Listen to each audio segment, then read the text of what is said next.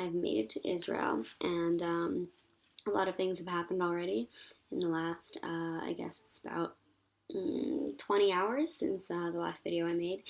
Um, I'll give the quick rundown of getting here and then talk about what's going on right now. I guess after that video, I finally got on the plane to Moscow, during which the entire time I was sitting next to this Hasidic Israeli guy. I was like kind of trapped in my seat because I didn't want to like reach over him or like I would just like jump over people sometimes. Usually just my family, but to like get out and go to the bathroom and stuff. But he was sleeping most of the time, and I was just like watching documentary after documentary about mostly about Russian stuff. It was really interesting.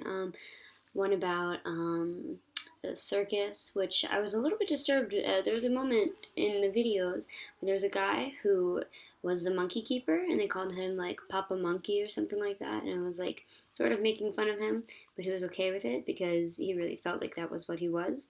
But then he had like the monkeys dressed up as all different nationalities. There was a monkey dressed up as a Mexican.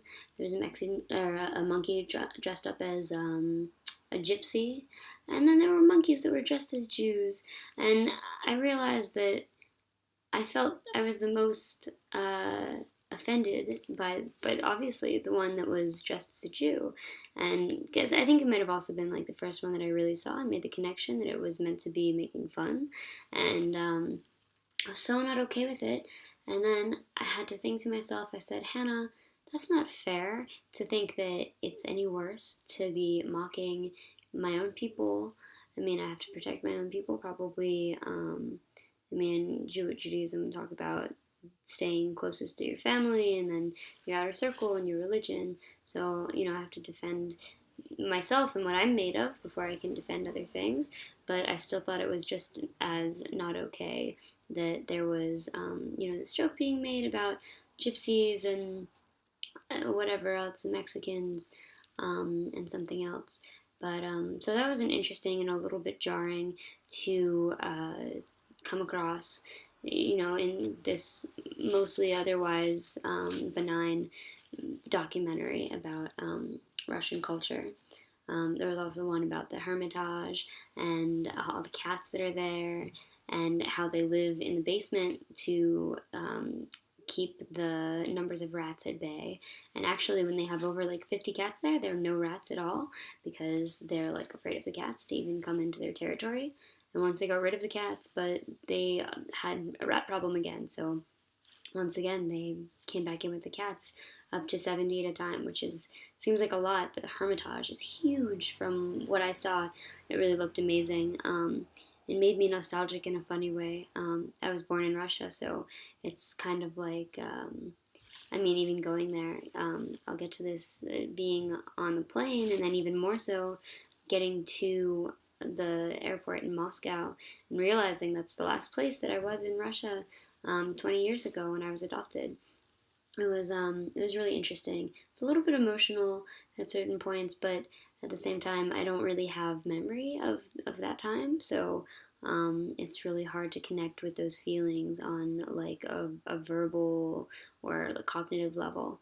But anyways, so that was basically the rest of that trip. The 9 hours was a little bit grueling. It was kind of hard, but made it through.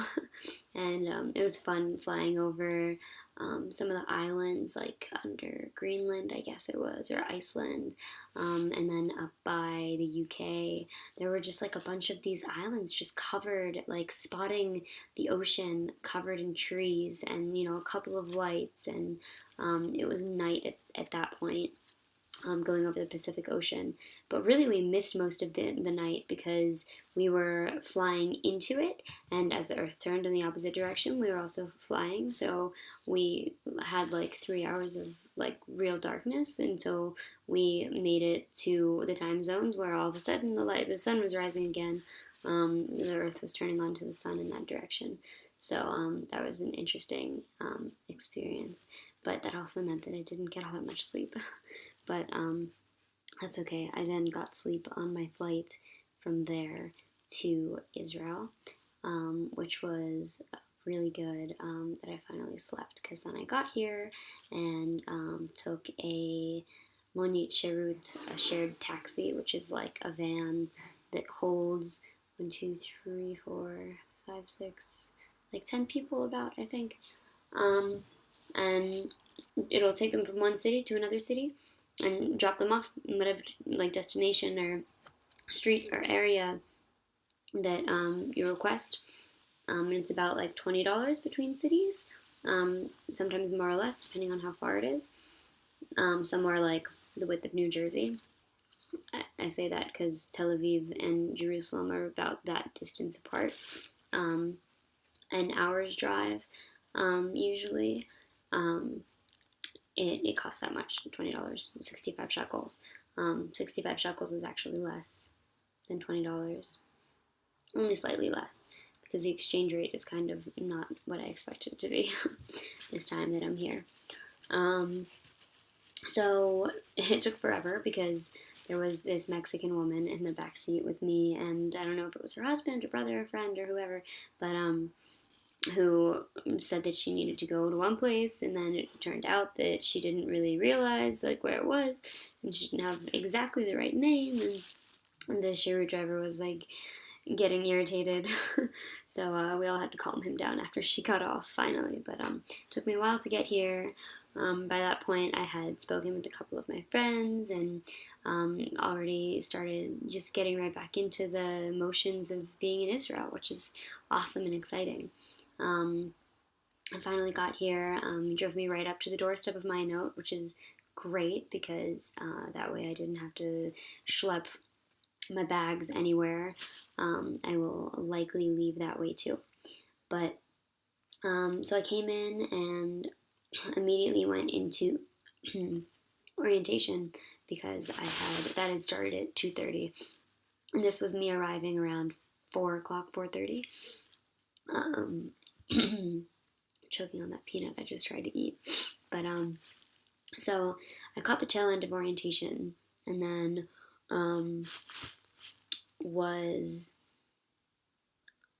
let's see.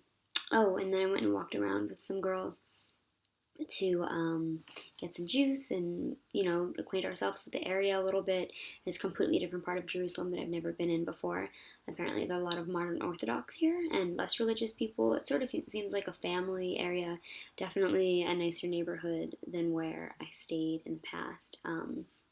There's, I guess, well, they're all different types of places, but the only place that I stayed at any, not even really extended, but months worth amount of time, was Ramla, which is pretty much, there are some Arab Israelis there, I guess you could consider them, or is it that they're, yeah, because they're Muslim, a lot of them, but identify very much as Palestinian.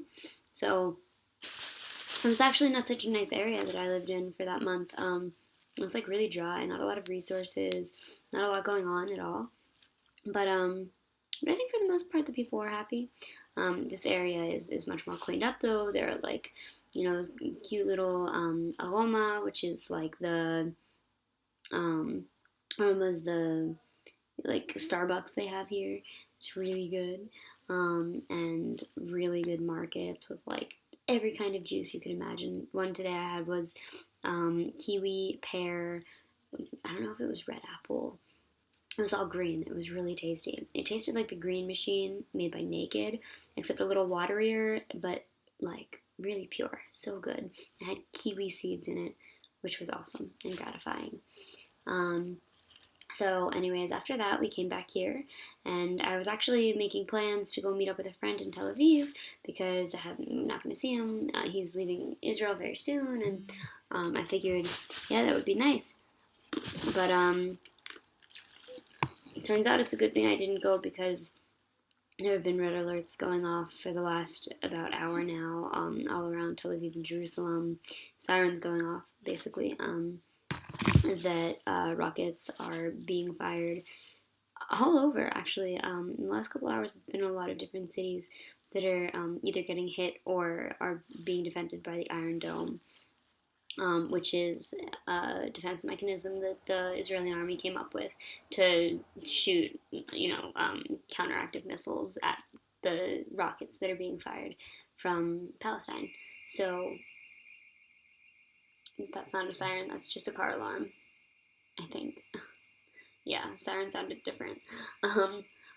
Anyhow, so yeah, that first experience of missile fire was a little bit jarring at first. I said to myself, like, oh my goodness, wow, Jesus, that really a rocket fire siren, and it was. So I had to up and get into a room that was not surrounded by any walls that are bordering the outside of a building. That's pretty much like the rule as far as that goes. It's really not that you're in danger of like an entire building blowing up or something. It's more that they're like, these rockets are kind of like makeshift, made out of like metals and stuff that are just blown out of Gaza kind of at random, because they don't have systems or good enough weapons, because the Israeli government doesn't let them, but they don't have anything good enough to really hit and like blow something up. It's not an explosive. It's just like metal parts and pieces and stuff. So at any rate, so that's like the most recent. But I also really wanted to talk about this woman who just came from. I think she lives in Mea Shearim. They were talking about, which is an area where a lot of people from this. It's kind of like a sect of a sect. There's Chabad, which is, and Hasidus, which is the kind of the group that I've been studying with and that this program is with. And so she, let's see, what did I tell her? It is called, Breslav, which is actually, I guess was an area of Ukraine or some part of the former Soviet Union. And they all came from there with a rabbi by the name of Breslav, and Nachman.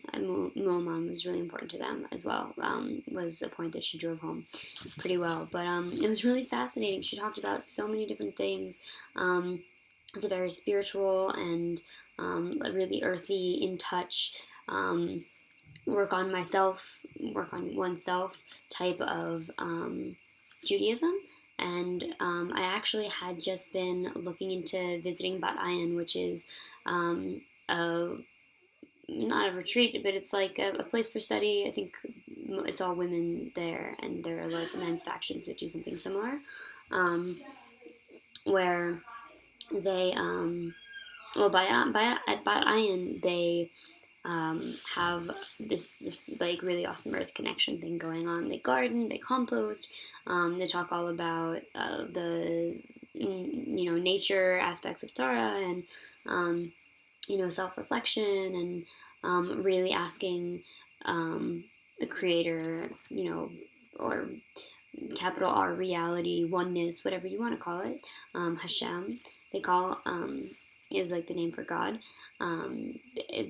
Just asking expressly out loud and really genuinely for what it is that you need all the time, talking to Hashem, which I think is really powerful. And it's funny because it's something that I do, like, and something that children do. It's something that you kind of want to do all the time, but people call you crazy for talking to yourself.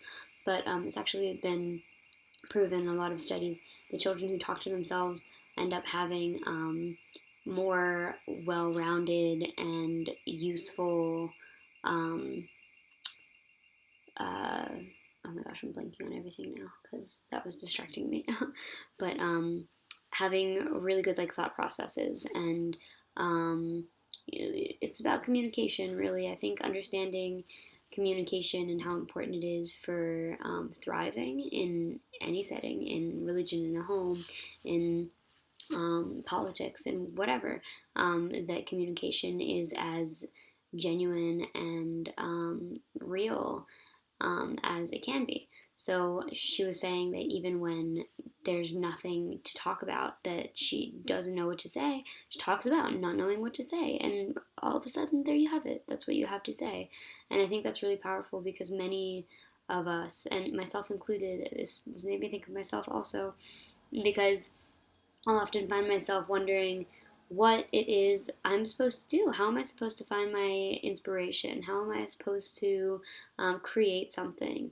And I think that that is just the inspiration that you sometimes need, to just say, well, I'm gonna just do something about not doing anything. I'm gonna write about my writing block or whatever. And I think that ultimately it helps you think through it. It helps you work through that block, instead of allowing it to continue to block you. This is something that I've really been working on lately, on being a person of action, um, which is what's she saying? Chokhmah, which is the action, the acting aspect of um, anything, of anyone, but it's one of the 10 emanations of God that they say, the Sefirot, which are, it's either translated as emanations or aspects. Really is supposed to mean like the jewels of, the light refracting aspects of reality. So it's like Chokhmah, Bina, and Dat are the ones that spells out Chabad. Those are the ones that formulate Chabad. It's action, understanding, and knowledge. So you can't do one without the other and have it be truly meaningful. And I have very much in my life always really, and this is kind of universal stuff. This isn't just like, this is just for Jews, this is just for someone else or whoever or whatever. I think that this is really universal stuff, and I've talked about it with many people who have come from all different walks of life and have all different types of faith or no faith or whatever. And it seems to me to be logical that if you know a truth and then you've heard it, but you don't really understand it, it doesn't click, but you still act on it, there's something missing. Or if you're doing an action and you understand how it feels, but you don't have knowledge about it, still there's something missing. And so it is with me, that I often feel that I have a lot of knowledge and I understand things and I've been told so much and I love to read, but I haven't had so many of my own experiences. And that's something that I'm really trying to get out there and do and like get into. So getting into Chokhmah and getting into action mode, and I've just been so inspired and so really looking at and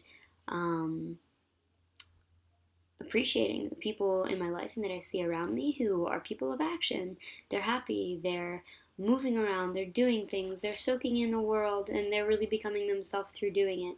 And I want to make it a similar experience for myself. I think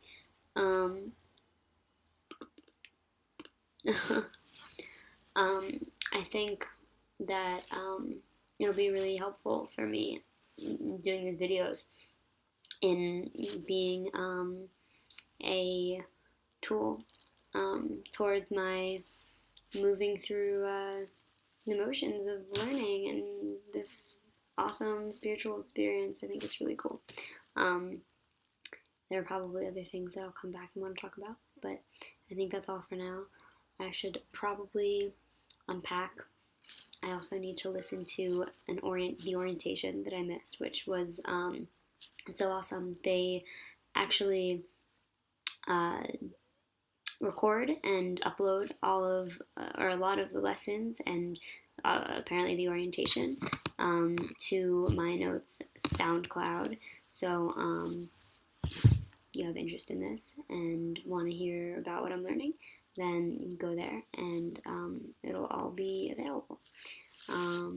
Yeah, we're about 20 minutes in, so I will let this go and do my homework.